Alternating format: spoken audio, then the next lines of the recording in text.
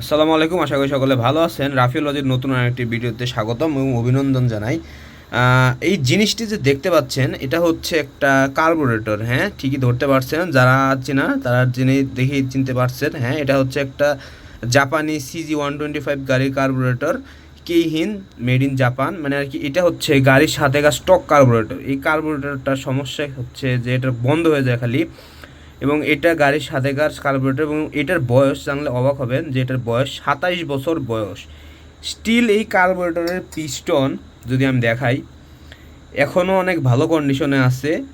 বর্তমানে আমরা যে সমস্ত ইন্ডিয়ান গাড়ি দেখি, সেই সমস্ত কিন্তু ইন্ডিয়ান গাড়িগুলোর কিন্তু দেখা যায় কার্বোরেটর পিস্টন, যে সমস্ত কার্বোরেটর ভার্সন গাড়ি রয়েছে সেগুলোর পিস্টন কিন্তু 1-1.5 বছরে বেশ বেশ ক্ষয় হয়ে যায়, বিশেষ করে পালসার এবং সুজুকি গাড়িগুলোর। যাই হোক, ওই প্রসঙ্গে না যাই, যেহেতু এটা জাপানি গাড়ি। আর এগুলো হলো কার্বোরেটরের সকল যন্ত্রপাতি খুঁটিনাটি। এটা হচ্ছে সম্ভবত এয়ার জেট বলে, এটাতে তেল মানে স্প্রে হয়। আরও একটা জেট আছে, এখানে আরও একটা জেট আছে, এটা জেটের আমিও জানি না। আর হ্যাঁ, এটা হচ্ছে অয়েল কন্ট্রোল স্ক্রু, এটা এইখানে থাকে, এটা কার্বোরেটর এখানে থাকে। এটাতে তেলের মাইর কমানো যায়, বাড়ানো যায়। আরও একটা স্ক্রু রয়েছে, ওটার নাম হচ্ছে এয়ার স্ক্রু। এটা হচ্ছে অয়েল স্ক্রু এবং এটা হচ্ছে এয়ার স্ক্রু। যদিও এটা একটু বেঁকা, গাড়ি অ্যাক্সিডেন্ট করছিলাম আমি, তখন এই কার্বোরেটরের উপর যা ইম্প্যাক্ট পড়ছিল, যার কারণে একটু নাটটা একটু সামান্য টাল রয়েছে। এটা সাধারণত এইখানে থাকে, এবং এটা মূলত কাজ করে যে পিস্টনটা রয়েছে, আমি যদি বসাই এখানে পিস্টনটার যে উঠানামা করার একটা প্রবণতা, এটা যদি আমি এখানে বসাই, এই পিস্টনটা উঠানামা আর কি ও বন্ধ করে।